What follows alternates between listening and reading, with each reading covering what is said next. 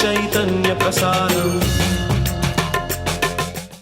నమస్కారం, మన ధర్మం కార్యక్రమానికి స్వాగతం. ఇవాళ మన ధర్మం కార్యక్రమంలో మన ధర్మ సందేహాలను నివృత్తి చేసేందుకు మనతో పాటు ఉన్నారు ప్రముఖ ఆధ్యాత్మికవేత్త బ్రహ్మశ్రీ గడ్డమనుగు రామకృష్ణమూర్తి గారు. గురుగారు నమస్కారం. ఓం శ్రీమాత్రే నమః. గురుగారు, పౌర్ణమిని అనాధ్యాయన దినమని అంటారు. మరి శ్రావణ పౌర్ణమి నాడు వటువులు ఎందుకు వేదాధ్యాయాన్ని ప్రారంభిస్తారు?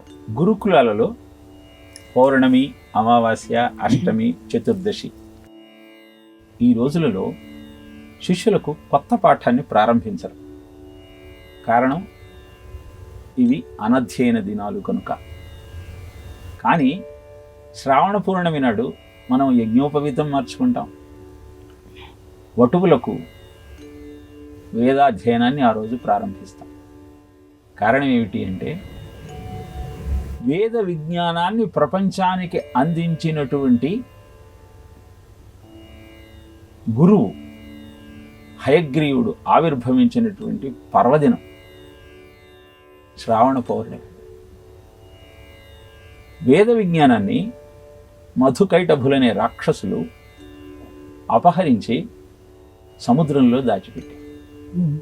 దేవతలు, మునులు అంతా శ్రీమన్నారాయణుడు ప్రార్థిస్తే హయగ్రీవ అవతారం ఎత్తి మధుకైటభులను సంహరించి ఆ విజ్ఞానాన్ని ప్రపంచానికి అందించారు. అంతేకాకుండా శ్రవణము అంటే వేదము చెవి అని అర్థం. వేద విజ్ఞానాన్ని చెవిన వేసుకోవడానికి అనుకూలమైన ముహూర్తం. ఋగ్ సామ యజూగుంషి ఋషయః విదో విదుః సాహి శ్రీరమృత సతాం అని చెప్తుంది వేదం. అంటే ఋక్ సామ యజుర్వేదముల యొక్క సారాంశము తెలిసిన ఋషులను వేద విధులు అంటారు. వారిని ఈ వేదాధ్యయనానికి అనుకూలంగా ప్రేరేపిస్తూ రక్షించేటువంటిది శ్రవణ నక్షత్రం. అద్భుతమైన ఆ దివ్య వాణిని వారికి వినిపించిన ముహూర్తం శ్రవణ నక్షత్రం. వామనుడు ఆవిర్భవించి త్రివిక్రముడై భూమిని, అంతరిక్షాన్ని, ఆకాశాన్ని ఆక్రమించుకొని ఆసురి సంహారం చేసినటువంటి ముహూర్తం శ్రవణ నక్షత్రం. శ్రోవణ, దాన్నే లౌకికంగా శ్రవణ అంటాం. శ్రవణాయాం శ్రవణ ద్వాదశ్యాం ముహూర్తే అభిజిత్ ప్రభు అంటూ వామనావతారంలో శ్రీ మహావిష్ణువు ఆవిర్భవించినటువంటి ముహూర్తము భాద్రపద ద్వాదశి అభిజిత్ ముహూర్తము శ్రవణ నక్షత్రం. అందుకే ఋగ్ సామ యజుర్వేదాలను త్రయీ అంటారు. 3 నక్షత్రాల సమాహారమే శ్రవణ నక్షత్రం. శరాకారంలో ఉండేటువంటి శ్రవణ నక్షత్రం. శరాకారంలో ఎందుకు ఉంటుంది అంటే, విజ్ఞానము నీలో ఉన్న అజ్ఞానాన్ని ధ్వంసం చేసేటువంటి లక్షణం కలిగినది కనుక. శరాకారంలో నీలో ప్రవేశించి నీలో ఉన్న అజ్ఞానాన్ని అంతా అంతరింపజేసి అద్భుతమైనటువంటి సుజ్ఞానాన్ని నీలో ఉద్భవింపలే చేసేటువంటి ముహూర్తమే శ్రవణ నక్షత్రం. అందుకే శ్రవణ నక్షత్రంలో పుట్టిన వారికి వేదాధ్యయనం మీద అనురాగం ఉంటుంది. తల్లిదండ్రుల మాట వింటారు, వారి మాట తల్లిదండ్రులు వింటారు, మిత్రులు కలిగి ఉంటారు. జ్యోతిష్య శాస్త్రం చెబుతుంది ఈ విషయాలు. జ్యోతిష్యము అంటే వెలుగును చూపే మార్గము అని అర్థం. అలా అద్భుతమైన వేద విజ్ఞానాన్ని అభ్యసించి జీవితాన్ని ధన్యం చేసుకునే ముహూర్తం కనుక మిగతా పౌర్ణమిలలో వేదాధ్యయనం ప్రారంభించకపోయినా శ్రావణ పౌర్ణమి నాడు వేదాధ్యయనానికి అర్హత పొందటానికి అవసరమైన ఉపనయనం చేసుకున్న వటువులకు వేదాన్ని బోధిస్తూ ఉపనయనాన్ని మార్చుకొని వేదాధ్యయనానికి మేము శ్రీకారం చుడుతున్నాము, మళ్ళీ ఆ పాఠం నేర్చుకుంటున్నాము అన్న గృహస్థులకు అద్భుతమైన ముహూర్తం ఈ శ్రావణ పౌర్ణమి తెలుసుకొని అద్భుతమైన విజ్ఞానాన్ని అర్థం చేసుకుంటూ జీవితానికి అన్వయించుకుంటూ అభివృద్ధి పథంలో ముందుకు సాగే ప్రయత్నం చేద్దాం. గురుగారు, దేవాలయం అనే పదానికి నిర్వచనం ఏమిటి? దేవాలయ ప్రాధాన్యత ఏమిటి? దేవానాం దేవస్య ఆలయం ఇది దేవాలయం అని దేవాలయానికి నిర్వచనం. భగవంతుడు నివాసం ఉండేటువంటి ప్రాంతం. ఈ ఆలయాలలో ఉన్నటువంటి దైవాన్ని రెండు రకాలుగా మనం తెలుసుకోవాలి. ఒకటి స్వయం వ్యక్తము, ఇంకొకటి ప్రతిష్ఠితం. ప్రతిష్ఠితంలో మానవీయాలు, సైద్ధాలు, దైవీయాలు అంటూ మూడు రకాలు ఉన్నాయి. దేవతలు ప్రతిష్ఠించినటువంటి మూర్తులు, సిద్ధపురుషులు ప్రతిష్ఠించిన మూర్తులు, మానవ ప్రతిష్ఠితాలు. అద్భుతమైన ఈ దేవాలయాన్ని గురించి ప్రతి ఒక్కరూ తప్పనిసరిగా తెలుసుకోవలసిన అవసరం ఈనాడు కనబడుతుంది. ఎందుకంటే దేవాలయము ఒక శక్తి కేంద్రం. మంత్ర తంత్ర ఉపాసనా కార్యక్రమాలు తెలియని సామాన్యుడు దేవాలయానికి వచ్చి ఆ భగవద్ దర్శనంతో శక్తిని పొంది తన కోరికను నెరవేర్చుకోవచ్చు. భగవంతుణ్ణి అర్చించటం వల్ల కోరిన కోరికలన్నీ నెరవేరుతాయి. ఒకవేళ తీరని కోరికను ఆ స్వామికి నువ్వు నివేదన చేస్తే అది తీరుతుందా లేదో కూడా నీకు తెలియజెప్పేటువంటి బుద్ధిని ఆ స్వామి నీకు ప్రసాదిస్తాడు. అందుకే దేహో దేవాలయ ప్రోక్తో జీవో దేవ సనాతన త్యజేత్ అజ్ఞాన నైర్మాల్యం సోహం భావేన పూజయేత్ అని చెబుతుంది శాస్త్రం. దేహమే దేవాలయం, దానిలో ఉన్న చైతన్యమే ఆ దేవం. నీ అజ్ఞానం అనేటువంటి నైర్మల్యాన్ని పోగొట్టుకుంటూ భగవంతుడే నేను, అందరిలో ఉన్న చైతన్యం ఆ భగవత్ స్వరూపమే అన్న భావన నీలో పెంచుకోగలిగినప్పుడు అద్భుతమైన ఆనందం మన సొంతమవుతుంది. ధ్వజో జీవితం ఉచ్యతే అంటూ ఆలయాన్ని ముందర ఉన్నటువంటి ధ్వజస్తంభాన్ని గురించి తెలియజేస్తారు. ఎందుకు ధ్వజస్తంభం జీవితంగా అభివర్ణింపబడిందంటే, దేవతలు ఆలయంలో ఉన్న దేవతామూర్తిని అర్చించాలన్న సంకల్పం కలిగినప్పుడు ఆకాశ మార్గాన వచ్చి ధ్వజస్తంభం ద్వారా భూమండలం మీదకి వచ్చి అక్కడ ఉన్న తీర్థంలో స్నానం చేసి ఆ క్షేత్ర అధిదేవతను ఆరాధిస్తారు. మనం కూడా ఈ దేహం అనే దేవాలయంలో ఆ దేవతామూర్తుల యొక్క ఆవాసాన్ని ఏర్పాటు చేసుకోవాలన్న భావనతో ఆ దైవమే నేను అన్నటువంటి ఆలోచనతో స్వామిని అర్చించగలిగితే ఆ దేవతలంతా మనను కరుణిస్తారు, మన కోరికలు తీరుస్తారు. గురుగారు, నేను నాటిన విత్తనము మొలకెత్తదు అని భగవాన్ రమణులు అనటంలో అంతరార్థం ఏమిటి? సుందరయ్యర్ అళగమ్మ దంపతుల యొక్క పుత్రుడు వెంకటరామ చిన్నతనంలో అల్లరి చిల్లరిగా తిరుగుతూ నిద్రపోతే ఏనుగులు తొక్కించిన మెలుకోవరానంత గాఢ నిద్రలో జీవితాన్ని గడుపుతూ బలిష్టమైన శరీరంతో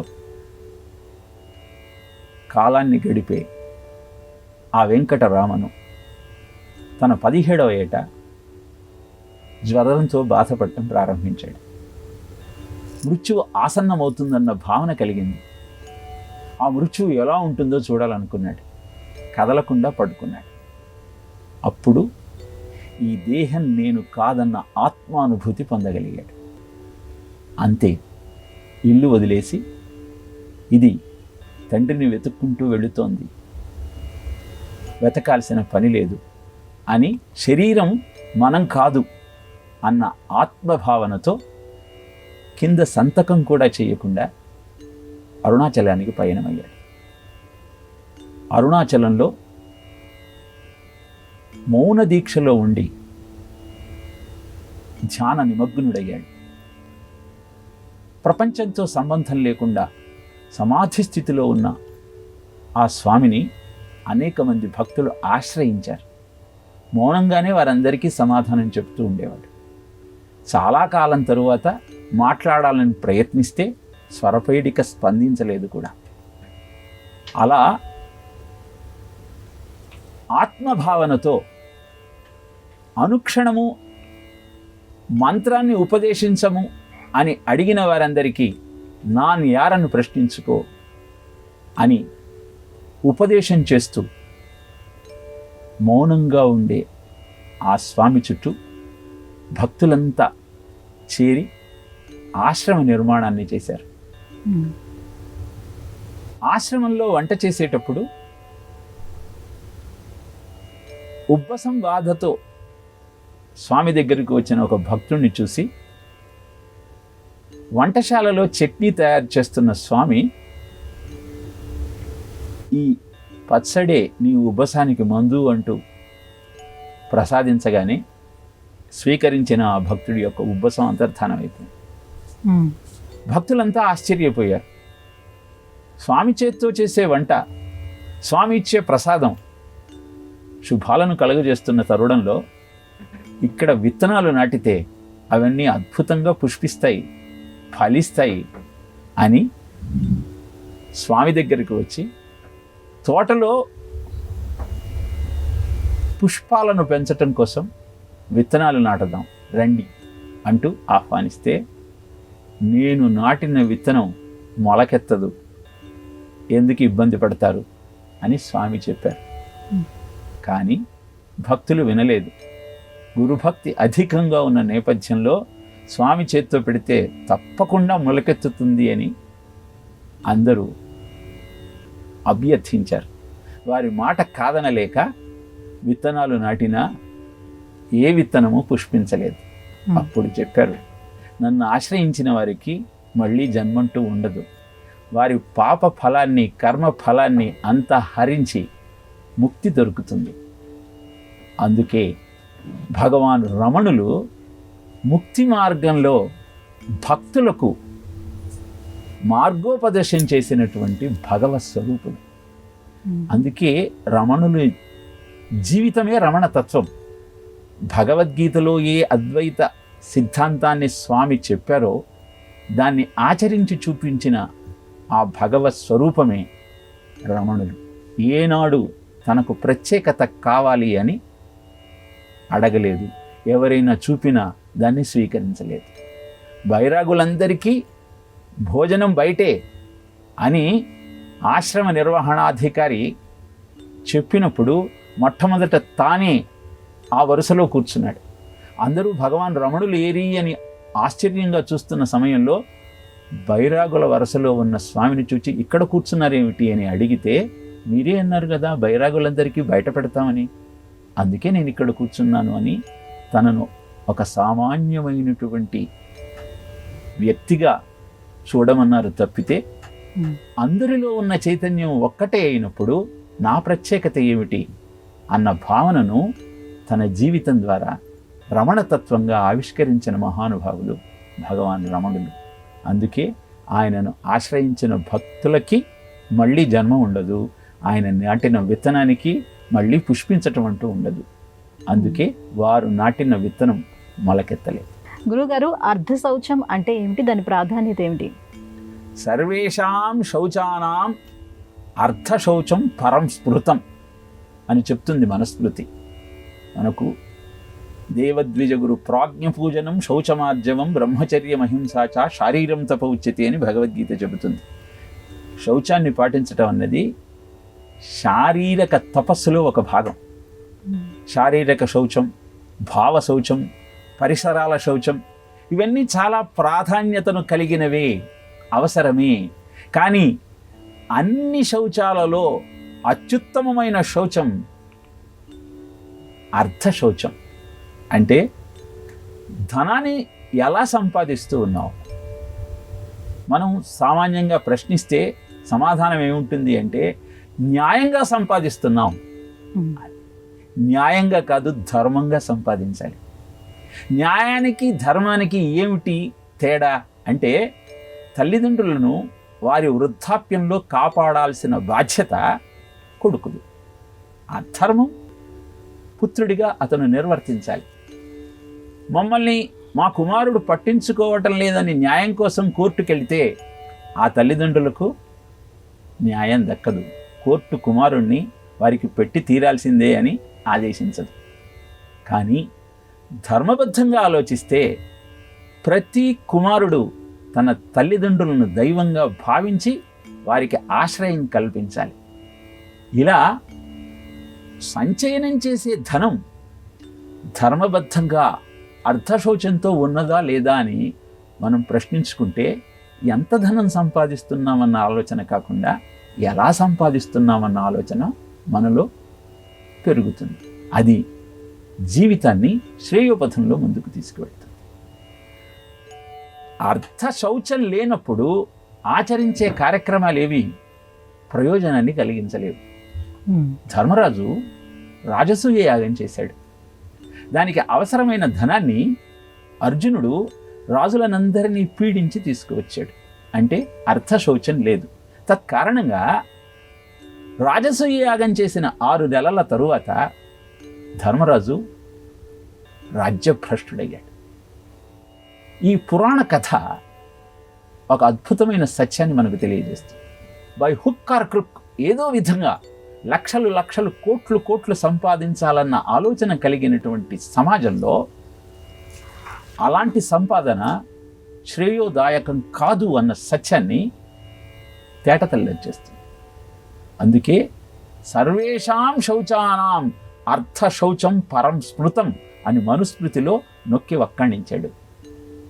అది గుర్తించి ధనము ధన్యతనిచ్చేటువంటి స్వభావము కలిగిదని గుర్తిస్తూ భగవంతుడు నీ ద్వారా ధనాన్ని సమాజంలోకి పంపిస్తున్నాడన్న ఆలోచనతో ధన సముపార్జన మనం చేయగలిగితే అది అద్భుతమైన శ్రేయస్సును మనకు అందజేస్తుంది. దానం భోగంచ నాశంచ ధనస్య గతిరిదృషి అని చెబుతుంది దేవి భాగవతం. ధనాన్ని మనం మొట్టమొదట దానం చేయాలి, అనంతరము భోగాన్ని అందుకోవాలి. లేదంటే ఆ ధనం నాశనం అయిపోతుంది.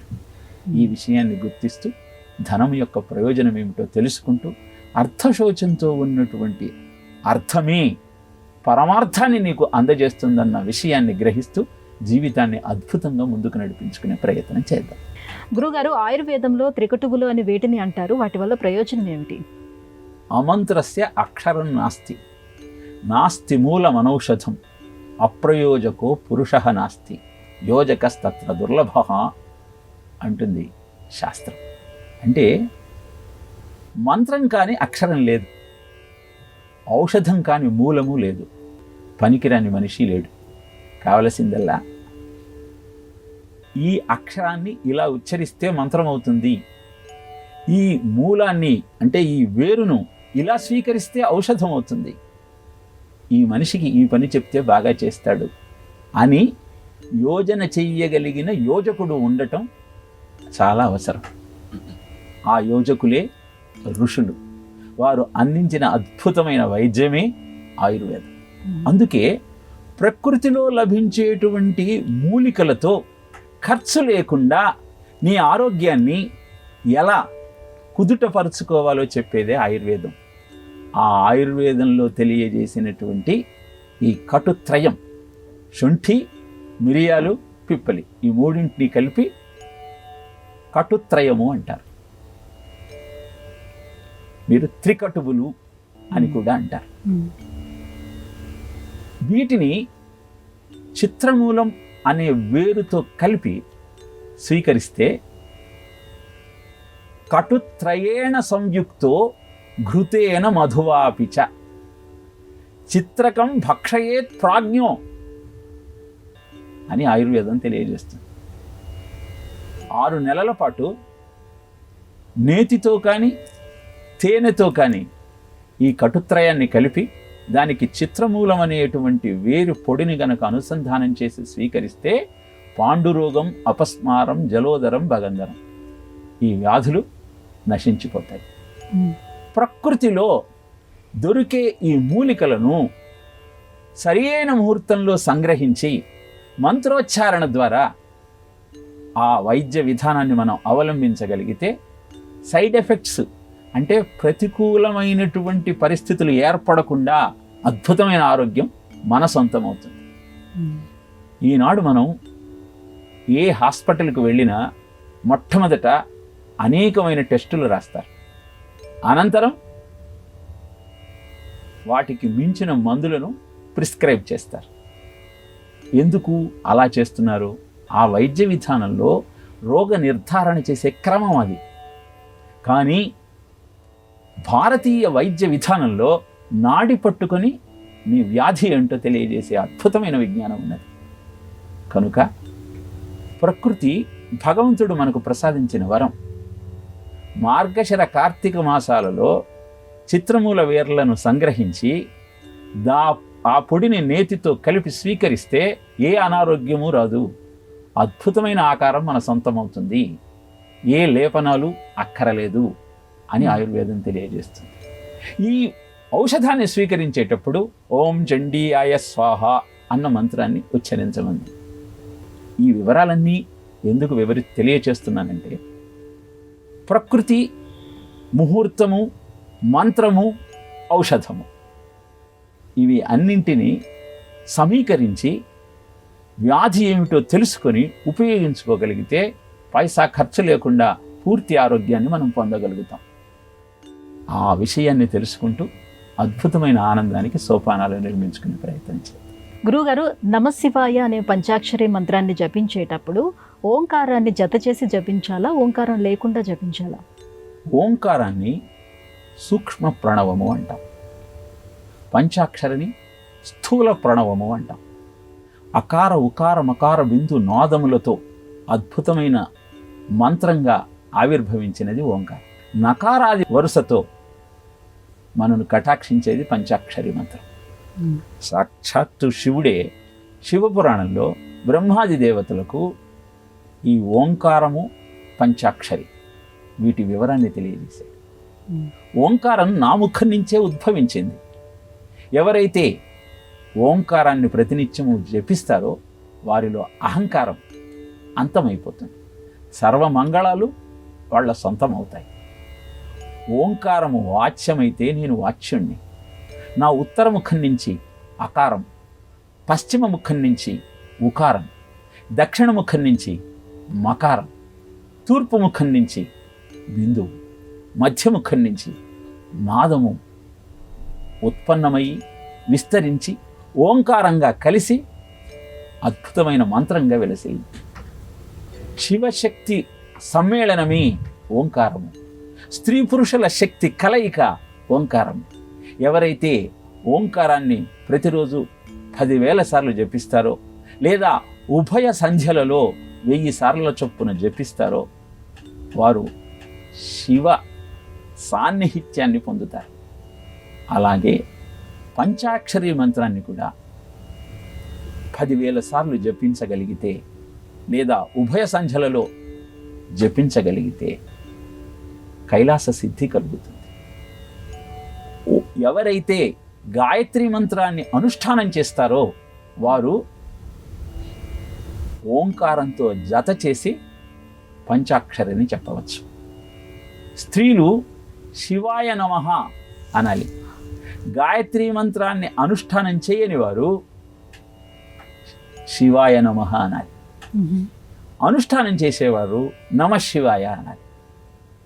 ఓంకారమే పంచాక్షరి అయినప్పుడు నమశివాయ అంటే సరిపోతుంది, ఓంకారాన్ని అనాల్సిన పని లేదు. గురువు ద్వారా ఉపదేశాన్ని స్వీకరించినప్పుడు ఓం నమశివాయ అన్న ఉపదేశాన్ని పొందితే అలా అనుష్ఠానం చెయ్యవచ్చు. ప్రతి అక్షరాన్ని 5 లక్షల సార్ల చొప్పున అనుష్ఠానం చేస్తూ, అంటే నమశివాయ అన్న పంచాక్షరిని 25 లక్షల సార్లు జపించగలిగిన వారికి కైలాసం ప్రాప్తిస్తుంది, మళ్ళీ పుట్టాల్సిన అవసరమే ఉండదు అంటూ సాక్షాత్తు శివుడు బ్రహ్మాది దేవతలకు శివపురాణంలో పంచాక్షరి మంత్ర వైభవాన్ని వివరించటం జరిగింది. గురుగారు, ఇవాళ మన ధర్మము కార్యక్రమంలో మాకు వచ్చినటువంటి సందేహాలన్నీ కూడా నివృత్తి చేసినందుకు ధన్యవాదాలండి. శ్రీకృష్ణార్పణం. ఇది ఇవాళ మన ధర్మం కార్యక్రమం. రేపటి మన ధర్మం కార్యక్రమంలో మళ్ళీ కలుసుకుందాం. నమస్కారం. ఈ కార్యక్రమాన్ని తిరిగి చూడాలనుకుంటే www.youtube.com/@ETV Life Spiritual లో చూడవచ్చు.